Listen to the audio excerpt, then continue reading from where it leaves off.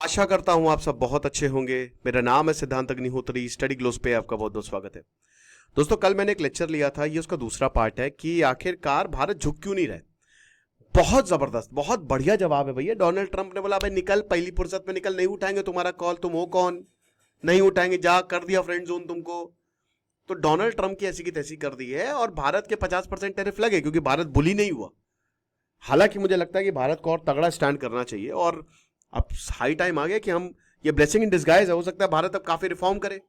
तो economic times का एक बहुत ही शानदार आर्टिकल है कि आखिरकार भारत को कॉन्फिडेंस क्या दे रहा है। चलिए, आर्टिफिशियल इंटेलिजेंस की भैया क्लासेस ने तबाही मचा डाली है क्योंकि बहुत सारे बच्चे जो हैं वो वीडियोस बना बना के भेज रहे हैं। तो 800 रुपए का कोर्स है, क्लासेस ऑन है। अब अगली क्लास 31 अगस्त को होगी। तो आप भी वीडियो बनाए, इमेजेस बनाए और एआई को कैसे इस्तेमाल करते हैं वो सीखे। डिस्क्रिप्शन कमेंट बॉक्स में लिंक है। तो डोनाल्ड ट्रंप जो है उन्होंने 25% प्लस 25%, 50% टैरिफ प्लस पिछला 17% चल रहा था, तो भारत बहुत महंगी प्रोडक्ट हो गए। कल मैंने बताया था कि अगर एक टी शर्ट या शर्ट वहां पे 1,000 रुपए की भारतीय है तो वही चाइना की तो 200-300 में मिल जाए और वियतनाम की तो 400 में मिल जाए। बहुत सस्ता।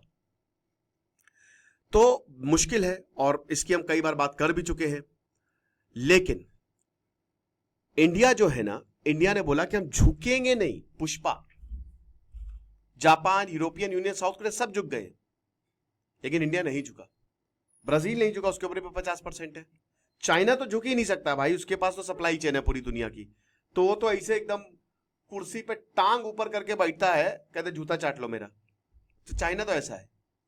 तो चाइना तो नहीं डोनाल्ड ट्रंप का, लेकिन भारत जो है वो झुका नहीं है। क्यों? क्योंकि हम strategic reforms, consumption driven economy, strong macro economic fundamentals. तो ये मैं आपको बता ही चुका हूं कि ये कल मैंने पूरा लेक्चर लिया, तो उसका दूसरा पार्ट है, ठीक है ना, आप उसको देख लीजिएगा। उसका लिंक मैं डिस्क्रिप्शन में डाल दूंगा कि भाभी।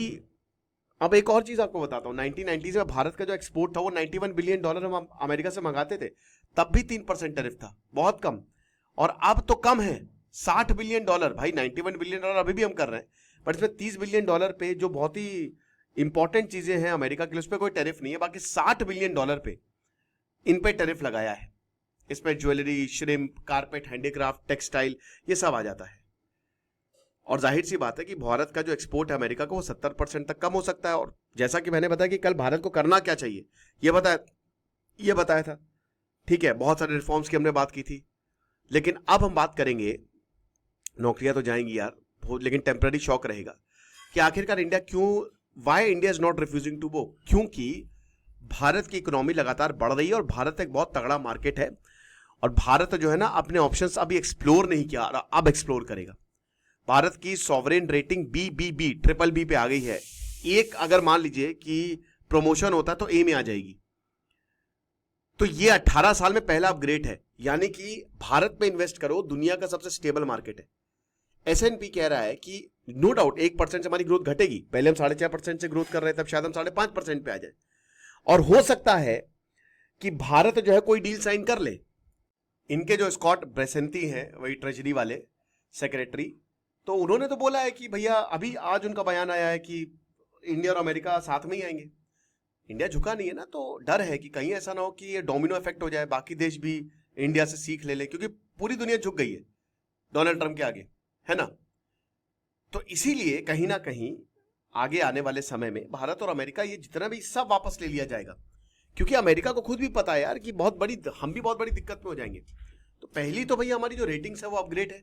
और भाई यहां पे बोल रहा है कि देखिए ग्रोथ रेट हमारी लगातार बढ़ती जा रही है ना, ये घट नहीं रही है। हम भले ही 6.5 से 5.5 पे, बट 5.5 पे भी तो ग्रो कर रहे हैं ना। तो वही बात है ना कि अगर उड़ नहीं सकते तो दौड़ो, दौड़ नहीं सकते तो चलो, चल नहीं सकते तो रेंगो, लेकिन मूव करते रहो। तो यही भारत है, भारत मूव कर रहा है। फिस्कल डिसिप्लिन बढ़िया है भाई। इनकम टैक्स में अभी भारत ने रिफॉर्म्स लाए हैं। GST अब 2 ही स्लैब होने वाली है। ऊपर से हमने थोड़ा स्ट्रिक्ट इस बार मॉनेटरी पॉलिसी और फिस्कल पॉलिसी हम लेकर चले हैं, ठीक है। भारत ने का जो, भारत की बहुत सारी स्कीम्स, भारत सरकार की स्पेशली जो PLI, वो बहुत ही शानदार। तो ये सारी चीजें जो है ना, ये भारत को काफी ज्यादा ग्रोथ दे रही हैं। इन्फ्लेशन भी स्टेबल है भैया, 4 ±2%, तो 5% के आसपास है। हर चीज बढ़िया है भारत की इकोनॉमी के लिए। और दूसरी चीज, अबे यार, ग्रोइंग इकोनॉमी तो भूल जाओ तुम। सबसे बड़ी चीज है ना कि हमारा डोमेस्टिक कंजम्पशन बहुत है। भारत में 140 करोड़ लोग रहते हैं। भारत में बहुत बड़ी इनफॉर्मल मार्केट है, आपको पता नहीं है। हमारे यहाँ तो ये बोला जाता है कि कोई बात नहीं, अगर नौकरी नहीं चली तो पकौड़े बेच लो। अबे पकौड़े में वैसे बहुत अच्छी इनकम है। यहाँ पे मेरा पकौड़े वाला बगल में समोसा ससुरा बहुत अमीर है, टैक्स भी नहीं देता। एनीवे, ये तो मजाक की बात हो गई। लेकिन इनफॉर्मल इकोनॉमी भारत की बहुत बहुत बड़ी है, ठीक है। बहुत सारे ऐसे लोग हैं जो अपनी टैक्सीज चलवाते हैं, बट वो अभी नहीं है टैक्स में रजिस्टर्ड ही नहीं, उनकी कंपनी रजिस्टर्ड है। ऐसे आपको हर जगह देखने को मिलेगा। तो डोमेस्टिक कंजम्पशन बहुत है भारत में, आप समझ रहे हो। तो इसीलिए हमको दिक्कत या हमको चिंता करने की जरूरत है। और भारत एक ब्लेस्ड नेशन है। कैसे? भारत में नदियां हैं, भारत में सालों साल खेती होती है। हम साल में 3 क्रॉप उगाते हैं। एक बार आता है राबी, आता है खारिफ, आता है, और खारिफ और राबी के बीच में आता है जैद। आपके यहाँ आते हैं ना बढ़िया मस्त एकदम खरबूजा और तरबूज, तो टेंशन की बात ही नहीं है। फिर उसके बाद अमेरिका को जो देखिए, यूएस बाउंड एक्सपोर्ट कितना है? खाली 1% भारत की जीडीपी का है। तो भाई मैं बता रहा हूं कि 1% से लॉस होगा तो होगा। हमारे फॉरेक्स रिजर्व $6.5 बिलियन के आसपास पड़े हुए, $650 बिलियन के आसपास, जो कि बहुत है। और करेंट अकाउंट डेफिसिट भी बहुत, मतलब इट इज क्वाइट मैनेजेबल। तो अच्छा खासा फॉरेन एक्सचेंज रिजर्व भी है कि अगर इस तरीके कुछ होती है तो हम उसमें भी काम कर सकते हैं। उसके बाद वही डोमेस्टिक कंजम्पशन, मैंने बताया कि 60% जो जीडीपी की डिमांड है वो डोमेस्टिक से आती है। हमारे यहां पे ही मतलब बहुत सारे कल्चर है ना, अलग अलग कल्चर है, ठीक है। तो house hold spending, services, infrastructure. फिर उसके बाद जो जीएसटी, ये बहुत अच्छा किया है कि अब यहां कंजम्पशन लगभग 2 लाख करोड़ के आसपास होंगे और जीएसटी के 2 ही स्लैब होने वाले हैं। ये बहुत ही बढ़िया। जो अभी अक्टूबर में जीएसटी रिफॉर्म आएंगे, ये डोनाल्ड ट्रंप को मद्देनजर रखते हुए, अमेरिका को ही मद्देनजर रखते हुए किया गया है। और मेरे ख्याल में ये रिफॉर्म लाना बहुत ज्यादा जरूरी भी था। फिर इनकम टैक्स कट अभी हुए हैं, अभी जो पिछले बजट में, वो भी अगले साल से लागू कि आपको 12,75,000 तक कोई टैक्स देने की जरूरत नहीं है। तो जो एक्स्ट्रा पैसा बचेगा वो आप इन्वेस्ट करोगे, राइट। तो ये जो डिस्पोजेबल इनकम बढ़ेंगी, ये एक्सपोर्ट लॉसेस को ऑफसेट कर लेंगी। शुरुआत में हो सकता है 2-3 महीने आपको इसका असर दिखे, लेकिन अल्टीमेटली भारत अगले साल बहुत अच्छे से रिकवर कर जाएगा। तो क्राइसिस अपॉर्चुनिटी तीसरा, अरे भैया हम बेच देंगे किसी और को, जाओ हम दूसरे देशों को बेचेंगे। अभी लेबर लॉस और ज्यादा सिंप्लीफाई होंगे, डिजिटल इंफ्रास्ट्रक्चर लगातार बढ़ता जा रहा है, लॉजिस्टिक कैपिटल मार्केट्स भी इंप्रूव होते जा रहे हैं, समझ रहे हो।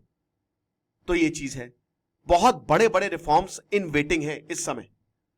राजीव गौबा जो है नीति आयोग के, स्ट्रैटेजिक पॉलिसी ट्रांसफॉर्मेशन की एक पूरी कमेटी बना दी गई है कि किस तरीके से हमको डील करना है अब।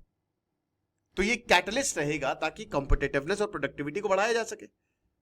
और जैसा कि हमने बताया कि जैसे अमेरिका और यूके, भारत और यूके ने अभी फ्री ट्रेड एग्रीमेंट साइन किया है, फास्ट ट्रैक अप्रूवल, सब कुछ बहुत बढ़िया रहेगा।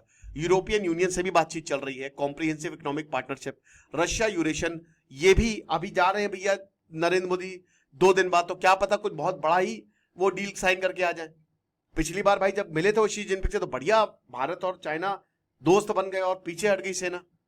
ओमान से भी हम डील साइन कर रहे हैं, आसियान से भी कर रहे हैं, राइट। और चाइना भाई अनटैप्ड पोटेंशियल है। ICRIER ने बताया है कि $161 बिलियन की तो अनटैप्ड पोटेंशियल है भैया, जो हम अभी इसको तो यूज ही नहीं कर रहे हैं। 10 गुना ज्यादा हमारे एक्सपोर्ट बढ़ सकते हैं, जिसमें एयरक्राफ्ट कंपोनेंट, टर्बोजेट्स और फोटो सेमीकंडक्टर डिवाइसेस है। ये हाईटेक है जिसकी डिमांड बहुत ज्यादा है, समझ रहे हो। और इमीडिएट सपोर्ट तो बिल्कुल चाहिए। इसमें इंटरेस्ट इक्वलाइजेशन स्कीम अभी लॉन्च कर दी गई है, अभी रिवाइवल पैकेज यहां पे देगी सरकार, देना चाहिए, ठीक है। डिजिटल ट्रेड नेटवर्क पे बहुत ज्यादा काम हो रहा है।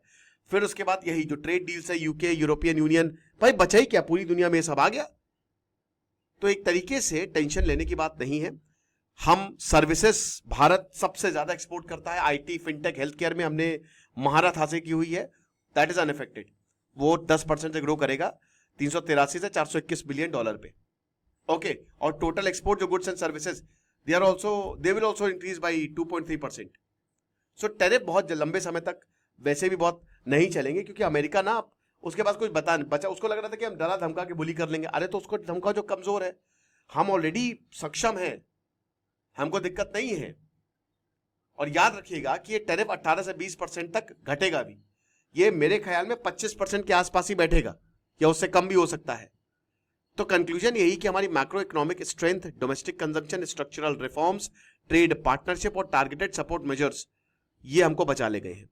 इसीलिए भारत जो है वो झुका नहीं है। बाकी आप एआई के कोर्स को अवेल करें, आपको बहुत ज्यादा फायदा होगा। Thank you so much.